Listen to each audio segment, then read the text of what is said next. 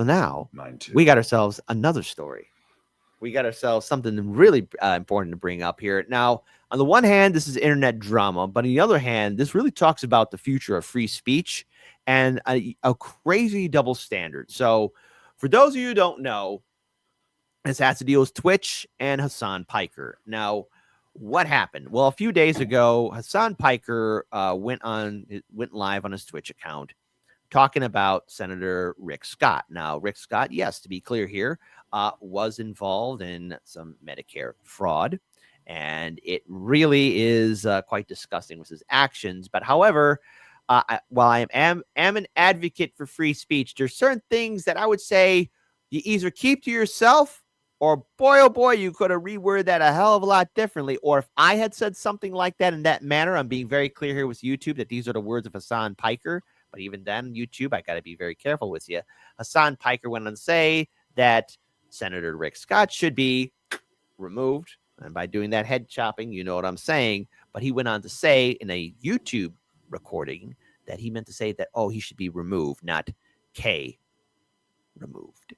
But nonetheless, he was banned, and everyone was like, oh, the whole internet seemed to rejoice because Hasan Piker is a very divisive figure who has a long track record of everything that he touches goes to crap immediately. He has reacted to other people's work and would leave this. So imagine me playing a video, or either that, Nick, you're here, and I just get up and I leave like this, and I don't come back for like the next 30 minutes. So here's an example. There's a video playing, you're here.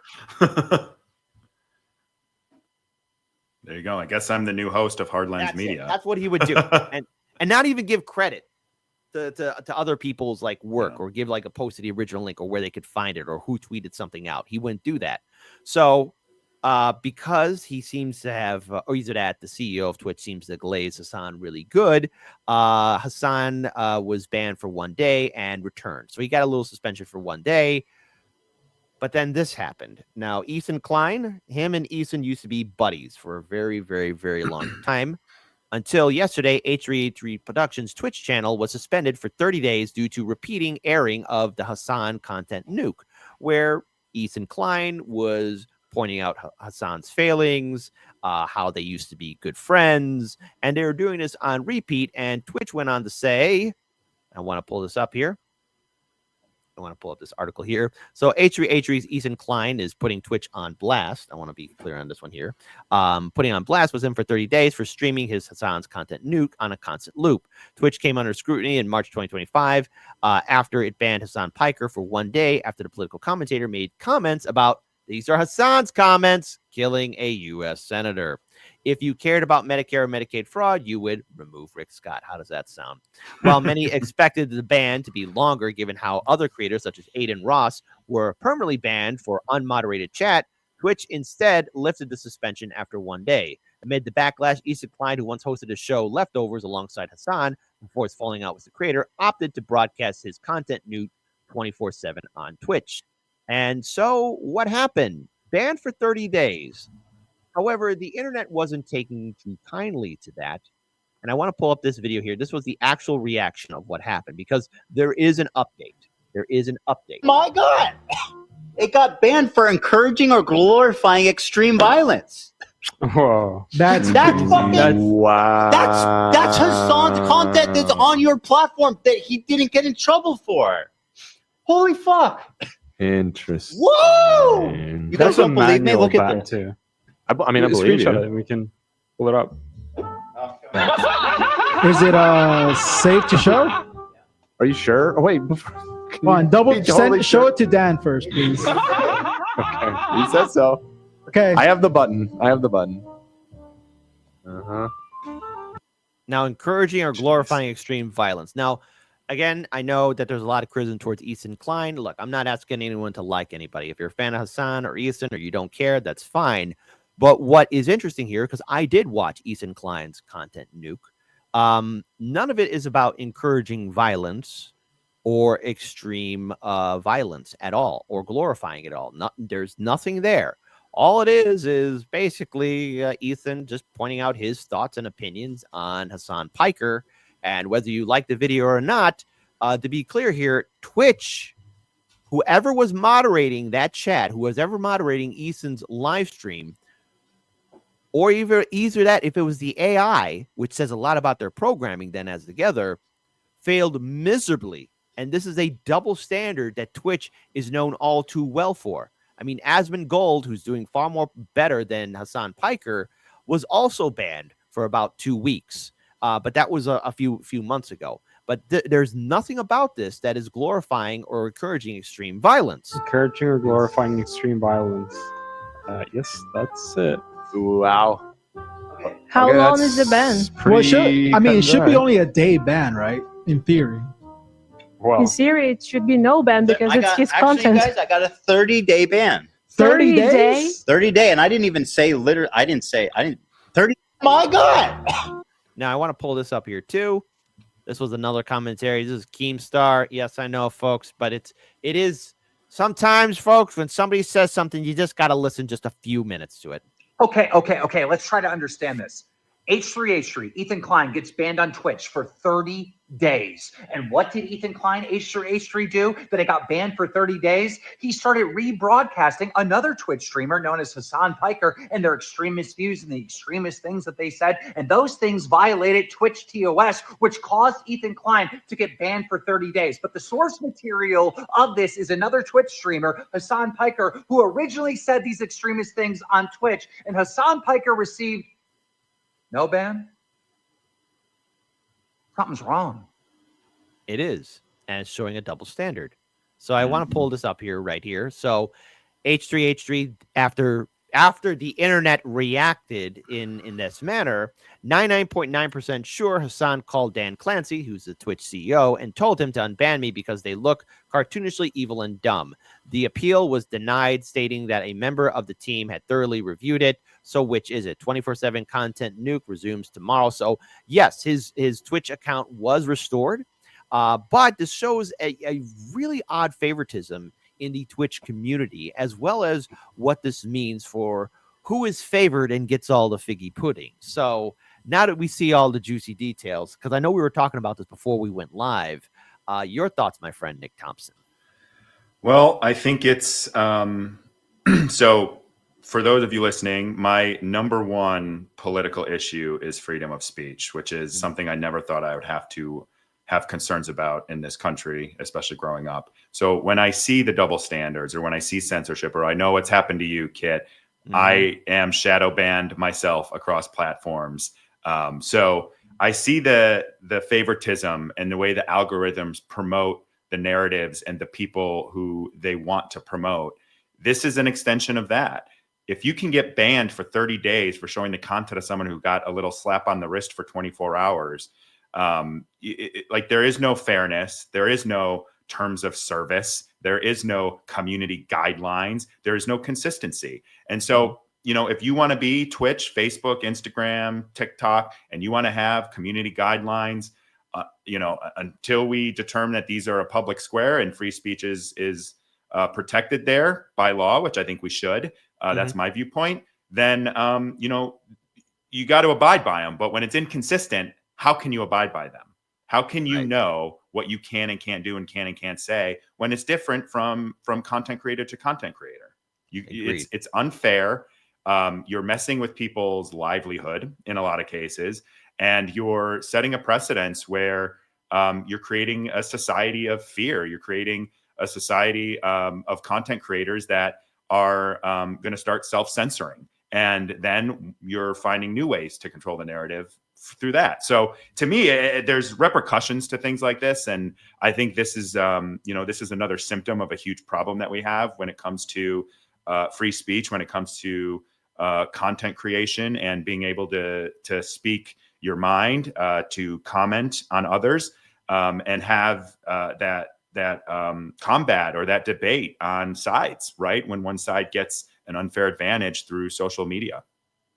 Yeah, exactly. And hold on, let me just say right here from Nicola Curtin, who says, that is what makes me so proud of people who do the same as me. The more you attempt to silence me, the more louder I will speak.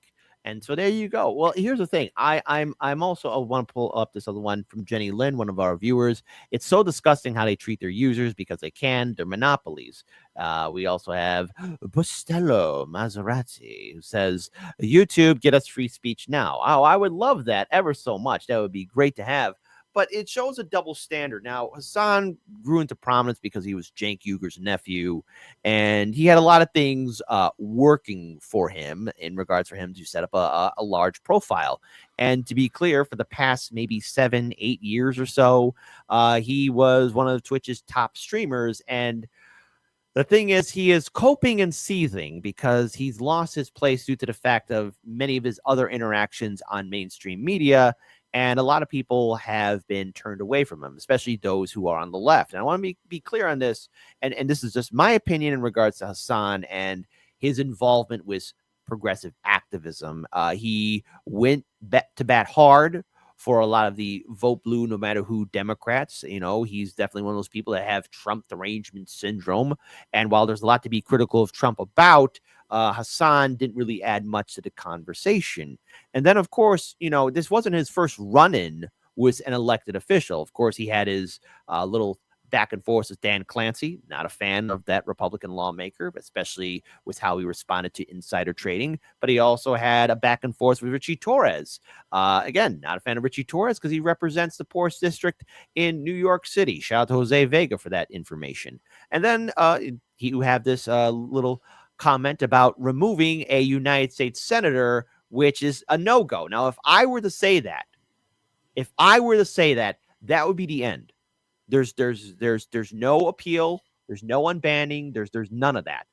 And what enrages me is that he has this privilege on Twitch to where any other Twitch streamer gets destroyed. Asmongold, 2 weeks. H3H3 for playing the content new 24/7. You don't have to like the video, but whoever was reviewing that video either had a bias or the AI programming failed miserably at its job. And there's been a lot of talk about a lot of layoffs all across big tech. And Twitch right now is in a little bit of a quandary because they lost a lot of key advertisers, especially last year. JP Morgan, AT&T, Dunkin' Donuts, and Nick, who owns Twitch? Just a little question. You know who I don't even know. I have no idea, actually. Hasan Piker. Very good. Thank you. Because Hasan Piker, Champagne Socialist, talks about, hey, workers' rights, talks about labor, wages, lives in a fancy house because he's got such a good gig at Twitch. And Twitch is owned by Amazon. What's that spell? I remember that now that you say that. Amazon. That's right. Our good Amazon. friends at Amazon. Amazon. And that's who controls Twitch. And Amazon, since Jeff Bezos is always around it, we all know that during the Trump inauguration, Bezos, the Zuckerberg, and Elon Musk are in very close ties and in full relations with the Trump administration. And they've been really reevaluating how they run their company, most notably on DEIs and everything else. And this, again, can severely impact Twitch because you could see I could see people, politicians, and those in power wondering, how could he rein in people on all social media platforms? And Hasan, knowingly or unknowingly, in my opinion, crapped the bed and now said, hey, look, guys, there's an oopsie I made. And I'm afraid of that blowback because now how many more landmines do we have to navigate around? How many more words do we have to be careful of? Because if Twitch is going to start changing its policies, especially, and it needs to be more open. I want there to be free speech. And I hope exactly. And if you have policies, they should be available for people to see. They should be consistent across the board, whether you've got 10 million views or you've got 10 views. But there's none of that. And I think that's the thing with the self-censoring. Like, I listened to that clip. I actually didn't really think it was that bad. I thought it was hyperbolic. So initially, so then, okay, fine. Like, yes, you can choose your words better, but then you know, that's the self-censorship that starts to come in. I mean, you've done it yourself because you don't have a choice. Because you know, if you were to say what he actually said, there's a good chance we'd be shut down. I've told you this before. I've been listening to you or watching your show, and it just gets shut down. Just the live stream stops, not available anymore. There's times I've told you too where I used to get alerts every morning when the show would start. Didn't get them anymore. You were unfollowed from me on Instagram, and it's just been yes, and I don't listen, if I have to unfollow somebody, it's because they did something that either is very vile or it's like, oh my God, I think this person's gone crazy. And I don't do that. I don't here's the thing. I guess what? I follow different people on social media. I even subscribe to channels that don't think like me, but I want to know what they're thinking. Now, if there's something I don't want to hear, I'm going to be an adult and walk out the room. But I'm worried about the all-seeing eye of Big Brother. Yeah. And this shows a double standard for Twitch. And I think we could be witnessing the downfall of that streaming platform. Yes, Twitch is gigantic, but the thing is, the only reason why they are irrelevant and the powerhouse is because Amazon is controlling all the strings here. And I don't want there to be a suppression of speech. I want there to be free speech. Now, there are things you just can't say. I get it. Like, look, I don't want to see anybody get hurt, okay? I believe in the rule of law, and I could give my opinions about how I feel about politicians, but we live in a day and age where also there's the parasocial relationship that people have with influencers, and you got a lot of unhinged people out there. And when and the internet has shown that there are a lot of crazy people out there, especially with this economy, everything that's happening within our society, it's causing people to break. And I've been seeing a lot of people close to me having mental breakdowns or being crazy. It's just the pressure, the constant grind. I mean, hell, there are days where I'm going crazy. But when you say words like that, somebody will be like, oh, hey, that's a good idea. I'll go ahead and do it. And they would go ahead and do it. And because you have this cult of personality, which is why I'm proud of the audience that I have here, because everyone has like their own diverse opinions, their own perspectives and points of view. And I tell them, hey, check out other sources of information. But Twitch needs to fix its programming. What happened to Eason wasn't right. I'm glad it was fixed like right away. But it's showing their blinded favoritism towards Hasan and how much influence he has. So he could basically get away with anything and not get a slap on the wrist, but a pat on the head. It's a nameless, faceless censorship movement. I don't think it's people doing it. I think it's probably AI. I think it's probably pulling out specific words. And when those words are paired, word kill with name, for example, which I probably shouldn't have said that, but it's fine. You know, it's like, fine. We're using it. Hold on, wait. YouTube. We're using it in the context of the situation of a major newsworthy event on social media. There you go. Boom.